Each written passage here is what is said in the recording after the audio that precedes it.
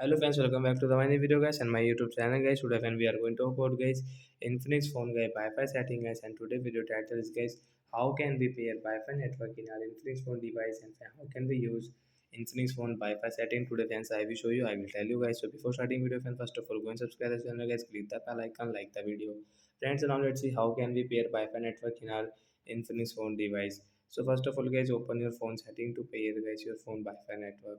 After on phone setting, as open your Wi-Fi setting and just turn on your Wi-Fi first of all. After on, we refresh guys your Wi-Fi setting. So once you can see guys add network. So once you want to add any network, so guys you can add from here if you want.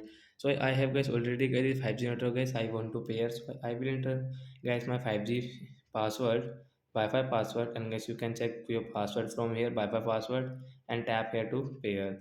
So once you can see Wi-Fi network will pair, and guys we can use guys while operating any app. Example guys, I will on guys Play Store and Google. So guys you can use it. You don't have mobile data guys, you can pair Wi-Fi network guys, and you can use your online apps. So that's it guys. Thanks for watching the video guys. I hope friends you understood how to pair Wi-Fi networks. Bye guys.